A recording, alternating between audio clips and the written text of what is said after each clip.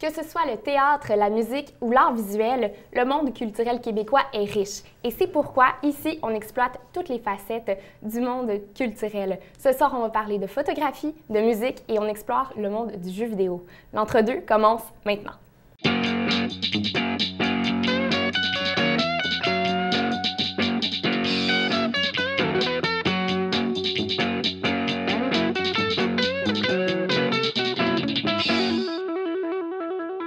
Bonsoir à tous, mon nom est Chloé et je vous souhaite la bienvenue à l'Entre-deux. Bonsoir également à toi, Lauriane, et merci d'être avec moi ce soir. Bonsoir, c'est toujours un plaisir d'être ici.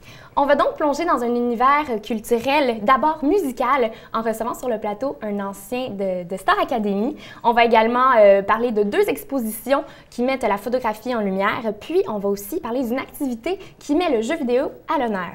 Cependant, avant qu'on commence le tout, on ne peut continuer sans mentionner l'actualité culturelle qui a moussé la nouvelle cette semaine. D'abord, Mommy, qui a remporté 9 prix au Gala des écrans canadiens dimanche dernier, dont le meilleur film et le meilleur directeur. Oui, Xavier Dolan continue de se démarquer sur la scène internationale et sur la scène internationale aussi, mais dans un autre domaine, il y a Dubaï qui a lancé le premier festival d'art de rue 3D. Donc, pour ceux qui ne connaissent pas l'art de rue 3D, c'est un principe où on peinture à même l'asphalte pour créer des scènes, des paysages qui sont très vertigineux, très, comment pourrais-je dire?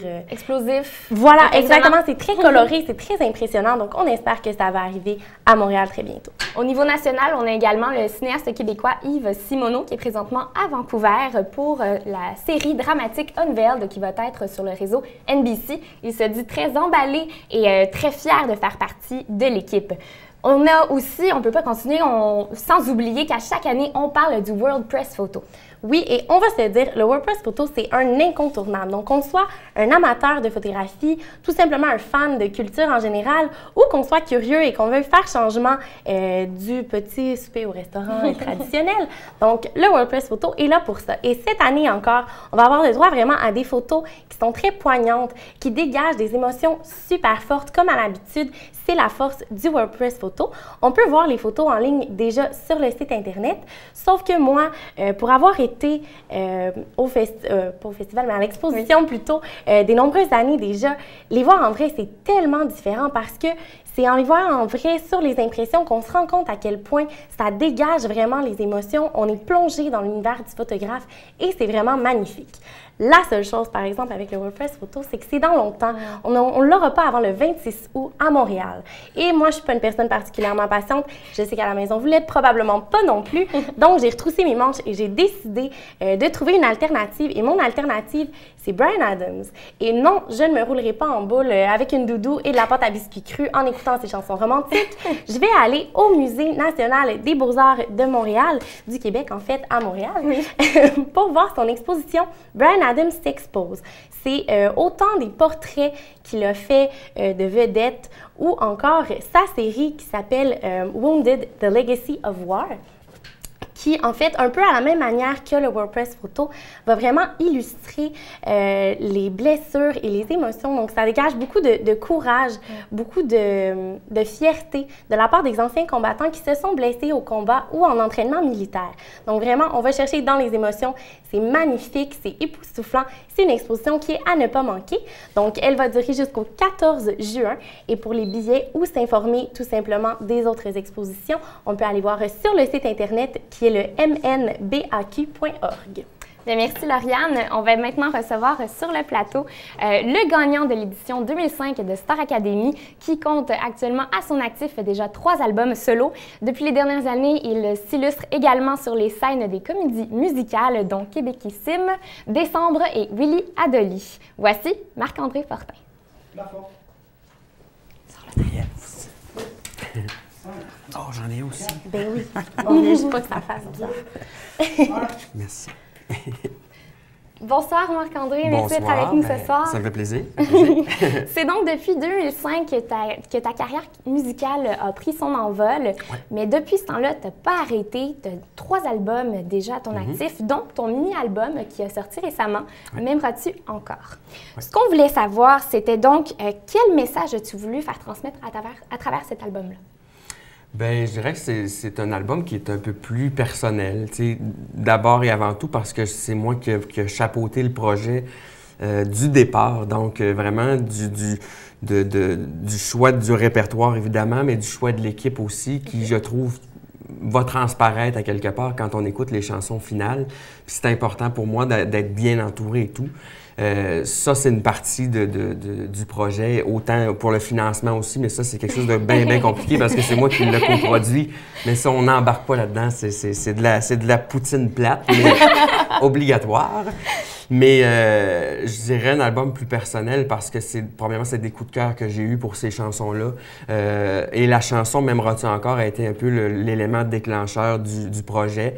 Une chanson qui a été écrite par mon ami Dominique Godin, spécialement pour moi, suite à l'épreuve que j'ai vécue en 2010 d'un cancer de la langue qui a apporté son lot d'émotions et de questionnements aussi parce que chanter pour moi, je dis souvent que c'est ma matière première, c'est ma façon de m'exprimer. Puis si j'avais si j'avais été encore plus malchanceux et que j'avais pu ne plus pouvoir chanter, qu'est-ce qui serait arrivé dans ma vie? Qu'est-ce que je serais devenu?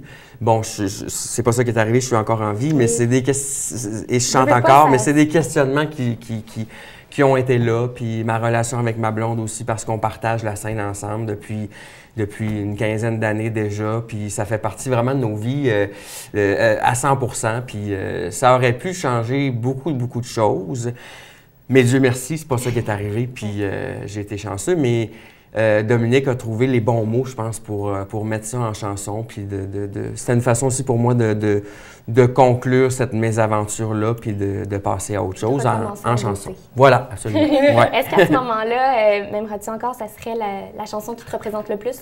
Je dirais que oui, vraiment la plus personnelle de tout ce que j'ai chanté jusqu'à maintenant, même si c'est toujours le fun de s'approprier une chanson qui a déjà été faite ou une nouvelle chanson, de s'en faire sa propre histoire. C'est là qui est notre défi en tant qu'interprète. Puis laquelle des chansons que tu as déjà interprétées qui n'est pas une des tiennes qui te ressemble le plus à ce moment-là? Hey, mon Dieu, c'est difficile. C'est une bonne question. Mon Dieu. Qui me ressemble le plus. Je ne sais pas la raison précise, mais la chanson Plancher fragile de Daniel Seff et Francis Cabrel, il y a quelque chose là-dedans qui me rejoint. Moi qui suis un peu toujours en train de me poser beaucoup de questions, d'être jamais... Je suis pas quelqu'un qui a une pleine confiance en soi tout le temps. Des fois, je vais avoir une période que je vais être décidé, puis c'est ça que je veux, puis c'est ça que je vais faire. Puis le mois suivant, ça va être l'inverse, puis là, je doute. C'est peut-être là que mes planchers sont un peu plus instables. Et c'est peut-être pour ça que ça me parle à ce point-là, cette chanson-là, que j'ai fait en audition à Star Academy la première fois, ce qu'on a vu à la télé. Puis que j'ai fait par la suite sur mon deuxième album aussi. Donc, ça me suit depuis longtemps. Puis là, en plus de tes projets solo, tu as un projet là, qui s'en vient dès cet été. Oui. Donc, la revue American Story Show, qui va mettre à l'honneur les chansons américaines donc, qui ont marqué l'histoire de 1960 à 1999. Oui. Quelle a été ta réaction quand tu as eu l'opportunité de travailler sur le projet? Bien, j'ai été surpris au départ parce que les gens m'associent plus à, mettons, un chanteur de ballades, chansons d'amour et tout ça. Dans un contexte de show comme ça, je vais avoir à aller fouiller dans un plus grand registre de chansons. Et c'était pour moi un défi, donc j'ai accepté pour ça aussi. Je trouvais ça aussi flatteur qu'on pense à moi et qu'on m'offre un rôle dans un show de même sans audition parce que c'est toi qu'on veut pour faire ce show-là avec Kim Richardson et Rick Hughes. Deux pionniers de la chanson au Québec, puis ils ont beaucoup d'expérience aussi. C'est un beau cadeau de la vie d'avoir des propositions comme ça quand tu t'en attends pas pantoute, puis que tu es dans une période de... Il n'y a rien vraiment qui se présente, qu'est-ce que je fais, où est-ce que je m'en vais et tout. Puis le téléphone sonne, puis tu reçois quelque chose de même qui t'offre de la job pendant 2-3 ans, puis une cinquantaine de shows déjà, là, juste pour la fin de l'année, puis le début de 2016. Donc, tu acceptes ça, puis tu dis merci à la vie, tu sais. Est-ce que tu aurais déjà pensé à faire une carrière américaine ou de diriger plus vers ça? Non? Ben non, dans le sens que, il faudrait vraiment que je pratique mon anglais encore plus. Je me demandais, est-ce que pour toi, c'est un défi à ce moment-là de chanter en anglais? Vraiment, puis ça fait longtemps que je me dis qu'il faut que je me botte les fesses, désolé du terme, mais pour en tout cas, parfaire mon anglais puis continuer de développer ça parce que je suis pas bilingue. Tu sais, au Saguenay-Lac-Saint-Jean, on se le cachera pas. Ça fait pas partie de nos vies d'apprendre l'anglais et que ça soit une deuxième langue facilement maîtrisée. Tu sais, fait que pour moi, c'est un défi supplémentaire, mais je le vois vraiment comme un autre challenge à un autre niveau. Challenge, vous dire, hein? Allons-y, commençons. Allons-y, ben oui, on commence là. Mais oui, c'est un défi supplémentaire. Mais en même temps, c'est comme d'apprendre un texte en français. Je l'apprends de la même façon. C'est un peu plus difficile parce que des fois, j'ai un travail même de traduction à faire. Mais j'ai des gens qui sont là pour m'aider, m'aider à développer ça. Puis je me dis qu'à un moment donné, je vais réussir. Et au moins être capable de tenir une petite conversation en anglais, ce serait déjà pas pire pour moi. Donc, ça passe par la chanson dans mon cas. Puis, vite fait, comme ça, on va te poser des petites questions. Donc, on attend une réponse courte.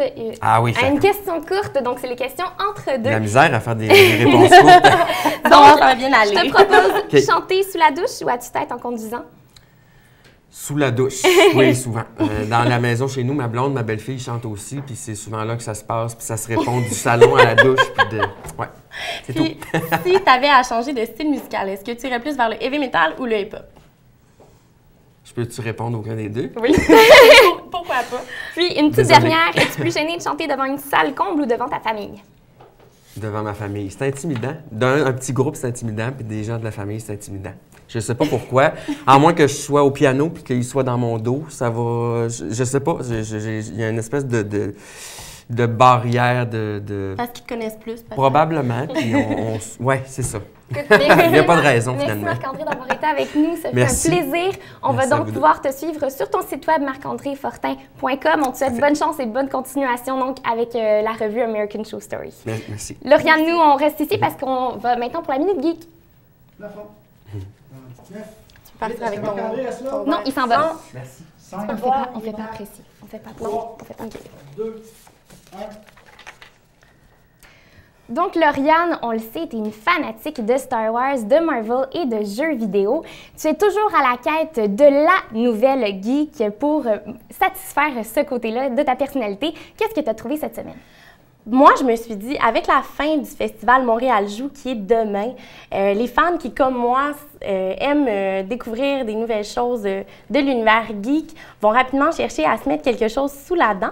Et c'est le Centre des sciences de Montréal qui a trouvé l'alternative. Donc, c'est le festival Game On qui s'en vient bientôt. Donc, c'est un festival qui a été mis en œuvre par le Barbican Art Gallery de Londres. Ça retrace l'historique du jeu vidéo depuis les années 1960, donc lors de la création.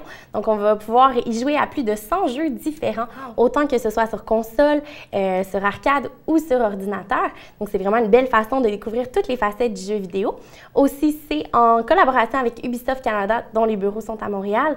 On va en profiter pour mettre de l'avant tous les métiers reliés aux jeux vidéo, que ce soit de la conception, la distribution ou la programmation, dépendamment. Et il y a aussi Denis Talbot, qui est le porte-parole de l'événement, qu'on connaît grâce à la émission Monsieur Net, dont on s'ennuie.